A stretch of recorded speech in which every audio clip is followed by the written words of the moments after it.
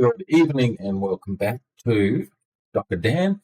Here we are doing another season review today of Caleb Serong. Looking forward to this one.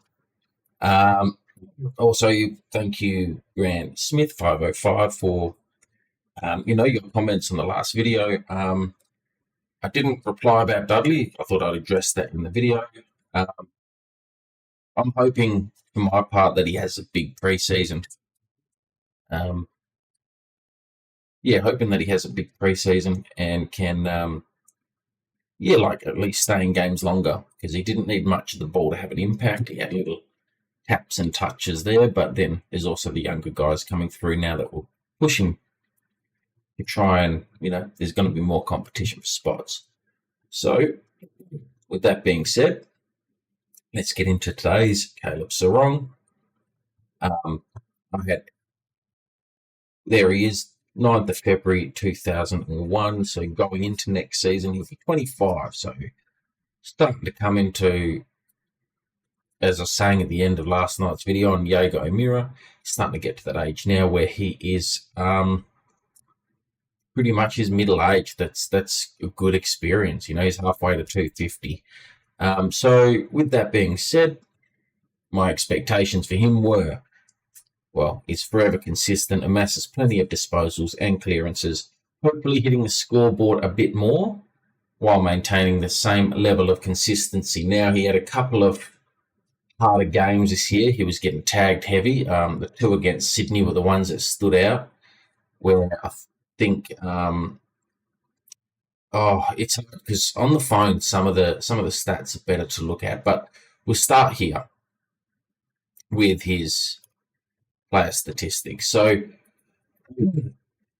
disposals above on his season career average, kicks elite, handball above average, marks, he's not really known for his big marks, tackles, again, total clearances, that's awesome, with a max of 15. Pretty much everything here, tackles, didn't really break anything other than, he didn't break any career performances, but it was just another consistent year. So we're looking at this one. This is the totals. He played the extra game, but more handballs last year, more kicks this year.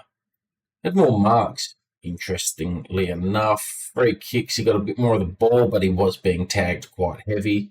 That's a given. And the one thing I wanted to see was more goals, and I think, was it efficiency? Hitting the scoreboard a bit more. So he maintained his consistency while not hitting the scoreboard a bit more. So if we go over to these ones here, where we can actually break it down into the average. So for the ones that play fantasy, is down there. His rating points were up. So, and if you look at his benchmarking, there's nothing more to say about Caleb Serong. He's a professional. His marks, they're below average, and his goals are average. I'm guessing for his position, very much similar to the year before,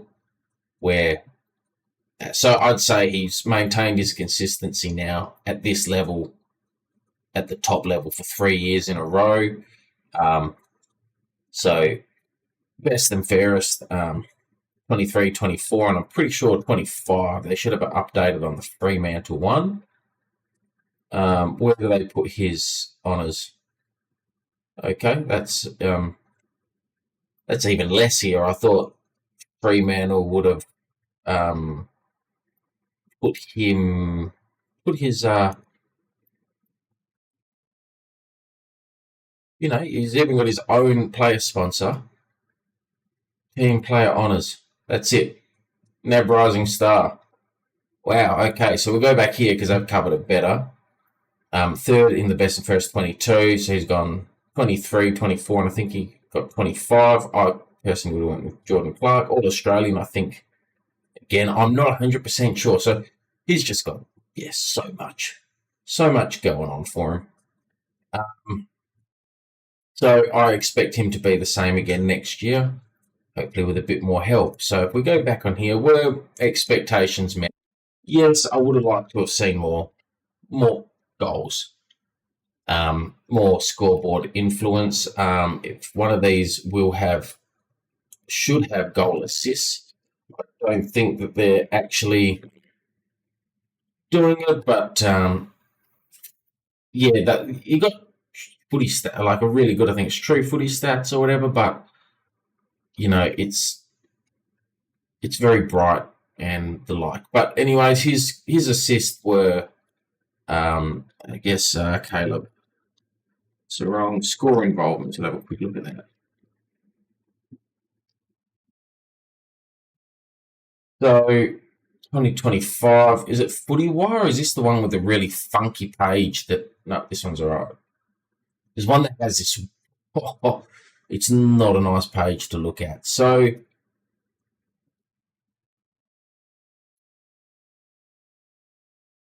where are we here? So more contested possessions and uncontested. ED, effective disposals, so 18 a game. Yeah, contested marks inside 50, I'm guessing. 1%ers, so 28, so 1.2 a game. Clearances, yeah. So score involvements, so he's averaging 6 a game. So it's not so much his score involvements, it's the year before he managed to get himself, 11 goals. Like to see him get into double digits. So for this one, I would probably just say score impact. I mean, he's got a really good all round game. I mean, there's nothing else for me to really say. He's professional. He turns up. Actually, areas to improve. That's right. While I'm back on it now, I've remembered the one thing, and it was his games against Sydney, especially, and I think it was Carlton. So instead of just going up and down, like I could almost find it just by going into here because I'm pretty confident of the games it was that he didn't really get going. I hate how it starts in the AFLW. So round two, Sydney. There we go. We lost by 3. And if we look into the player stats and we just go number, Caleb Serong, so 19 disposals, 9 and 10. He's kicked a goal, he's kicked it behind. That was it Dawson or who's that? The tagger that like absolutely gets him every time. James Jordan. And then he goes and has 24 himself. So he was definitely down that day. Still had 5 clearances. Then later on in the season, it was against Carlton and it was against Sydney. So if we just go here, then I can find them a little easier. We go down here again. We lose by 11 points. I think this one he's had like 11. I hope I'm wrong. Let's have a look. He's had 11, 6 kicks, 5 disposals, and he's kicked a goal. But yeah, I just want to see him like, yes, there's being tagged. And look at that. He's had 8. I mean, this guy, he came on as a sub. Just relax on him. Okay. Anyways, so, and then I think it was the week prior to this, or the week very soon after we played Sydney. From Sydney, we played Carlton because he had another bit of a down game. Here it is. Because we got slaughtered in the midfield for the most of it. And this is the one I thought, so he's had 19 there.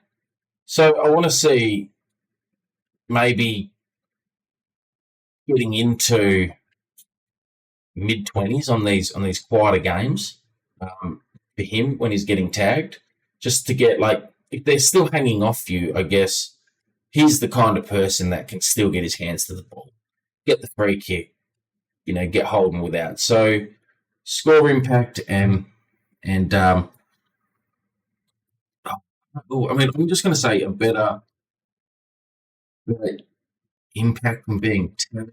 No, I guess making the tag. No, it's a hard one because he does everything so well. Yeah, I'm just going to put in again when being tagged, bring the 20 touches to mid 20s. So it's so easy from like they've played AFL, whatever, but you look at these people and their machines. Um, so my expectations for him, they're high, always are. Is going to be, I guess, same. I want the same consistency because like there's so much, you can't really ask for much more. Same consistency. Um, Free BNF. We can definitely top three BNF. And I'd probably say, you know,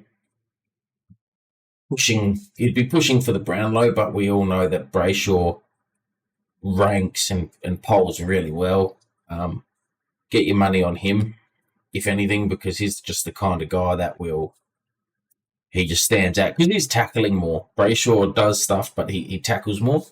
And I think that's when you're tackling and you're getting up from a tackle, I reckon you're under the nose of the umpire. And that's why Matt Rowell with his ginger hair too helps. He's laying so many tackles a game, and he's either giving the ball back or he's there as the ball's given back, and people are just like, "Oh, there's the ginger hair." So I reckon that's a thing Brayshaw does. Same consistency, top three BNF. And honestly, I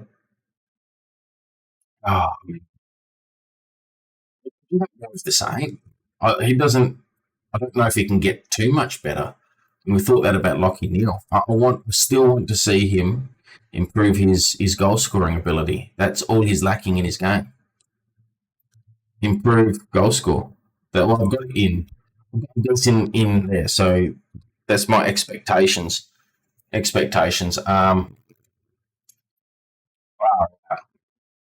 another Doig.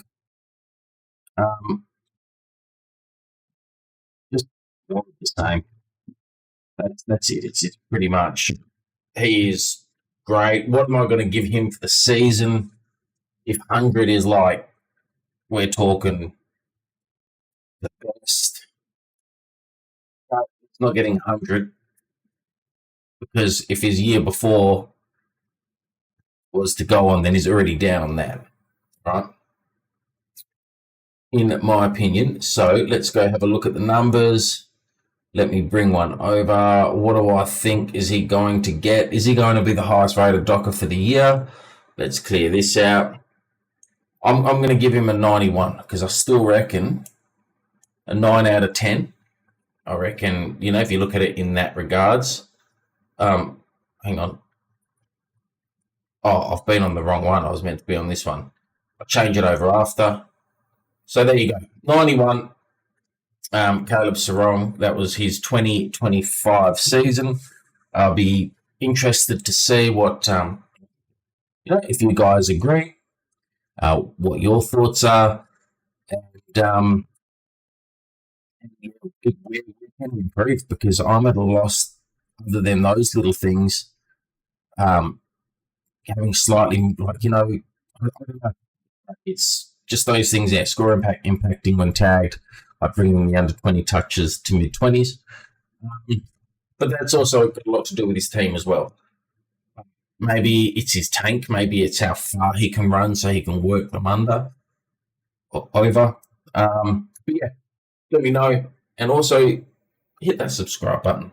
I've had a few, so I really appreciate it. I'm going to be trying, my aim is to bring out player every day. After this, I'm going to be doing a quick one after I've seen the Fremantle plan from 26 to 2030. So, yeah, that'll be a little one coming out after this. But tomorrow at this stage, I'm doing Sean Darcy, providing no one hits me up in the comments and asks for a particular player that they want to see next. yep, as far as I'm concerned, that's where I'm going.